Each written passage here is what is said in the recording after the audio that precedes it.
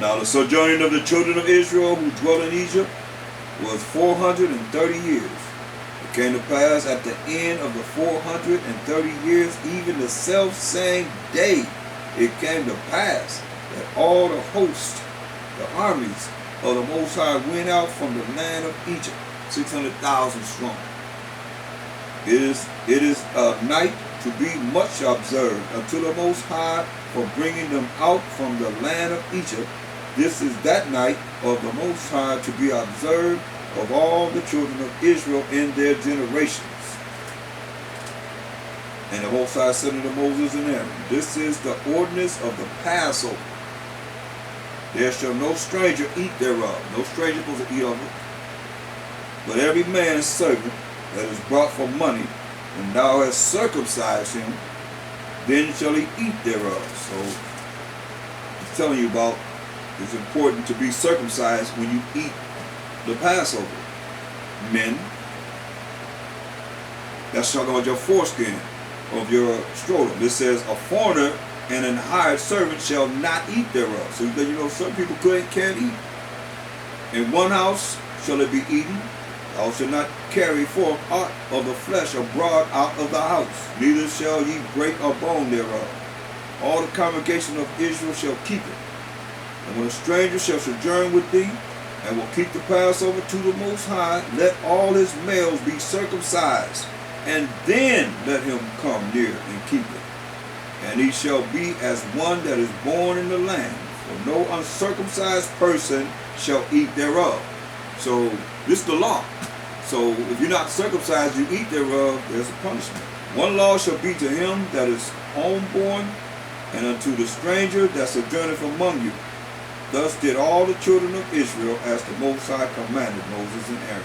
So did they. It came to pass the selfsame day that the Most High did bring the children of Israel out of the land of Egypt by their army, 600,000 strong. And sad to say, but for real, only 2 of their 600,000 made it into the land of Canaan. It's the land of Israel. Only 2. Isn't that something? Only 2. Joshua and Caleb. So we are to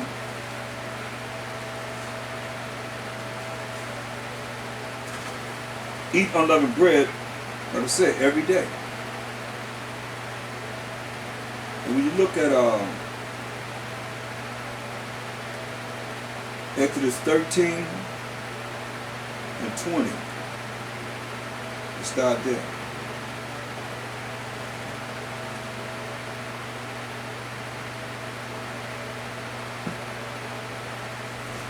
And they took their journey from Succoth and encamped in Etham in the edge of the wilderness.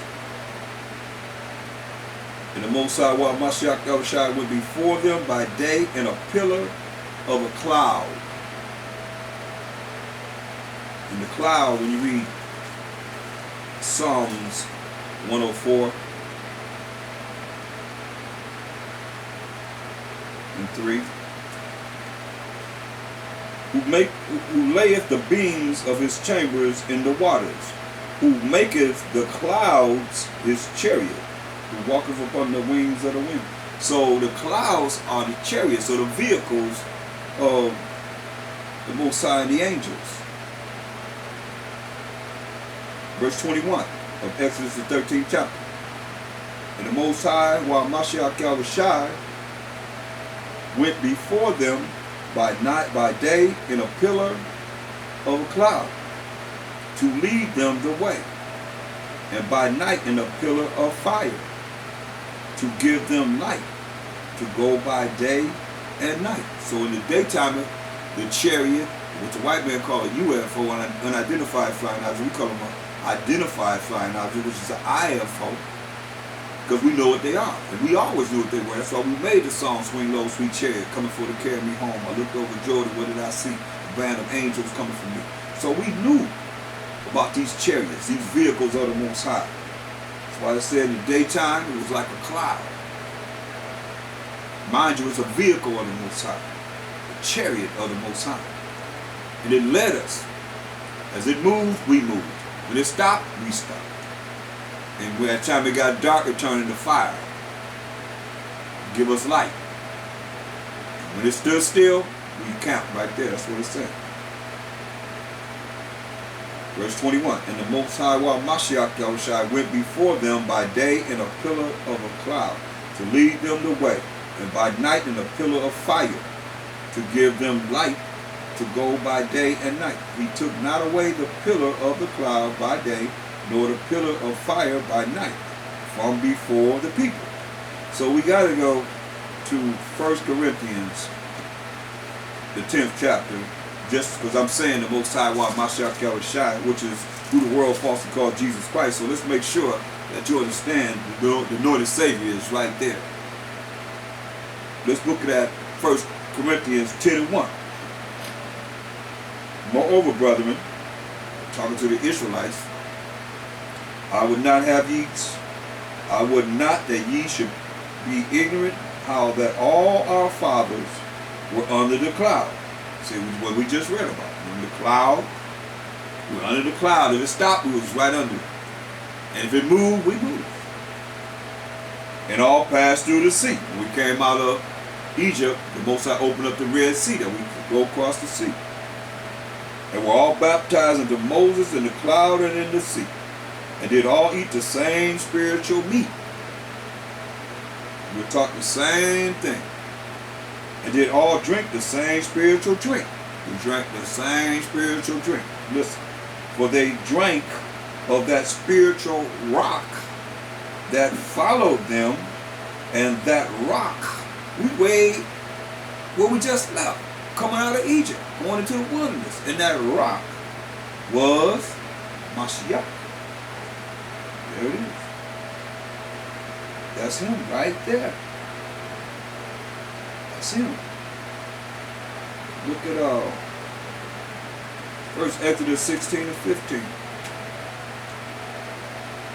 Exodus 16 and 15. That's why there's so many mysteries that has not been shown to us, because it's not for everyone. And when the children of Israel saw it, they said one to another, it is manna, for they wist not what it was. And Moses said unto them, this is the bread which the Most High have given you to eat. That's the bread that he gave us to eat. This bread was a physical bread. That's why I say spiritually, in Mashayach Yahawashi will give you understanding of this was him. Representing him symbolically.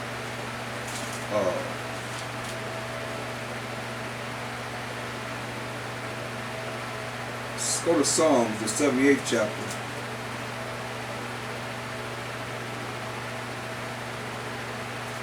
And verse 24. In the wilderness.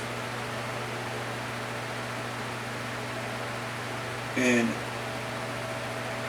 had rained down manna upon them to eat, and had given them of the corn of heaven when we were hungry. Man did eat angels' food. He sent them meat to the full. See? But it's symbolic. It's all symbolic. Look at go to St. John, the 6th chapter.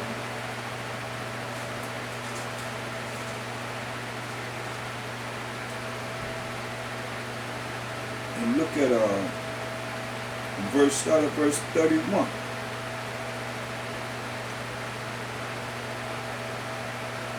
Our fathers did eat manna in the desert, as it is written. He gave them bread from heaven to eat. It's that manna. Then the Mashayach Yahawashi said unto them, verily, verily, truly, truly, I say unto you, Moses gave you not that bread from heaven, but my Father giveth you the true bread from heaven. For the bread of the Most High is he which cometh down from heaven, and giveth life unto the world. Then said they unto him, Mashayach, Master, evermore, give us this bread. It's got to be all the time something tangible, carnal. And Mashayach said unto them, I am the bread of life. He said, I am the bread of life. He that cometh to me shall never hunger, and he that believeth on me shall never thirst. Remember? That spiritual meat, that spiritual drink. But I said unto you, that ye also have seen me, and believe not. All that the Father giveth me shall come to me, and him that cometh to me I will in no wise cast out. For I came down from heaven not to do mine own will, but the will of him that sent me. And this is the Father's will, that which sent me, that of all which he hath given me, I should lose nothing, but should raise it up again at the last day. And this is the will of him that sent me, that everyone which seeth the Son and believeth on him may have everlasting life. And I will raise him up at the last day. Let you know. I'm telling you, verse 48, I am that bread of life. So I say, you look at this unleavened bread, say, he's that bread of life. Your fathers did eat manna in the wilderness and are dead. They died. Like I told you, 600,000 of us came out from the wilderness, from the Egyptian captivity. There were 600,000 men, the host of the Most High, which means army of the Most High, 600,000. And 599,998 men were killed. And he only redeemed Joshua and Caleb.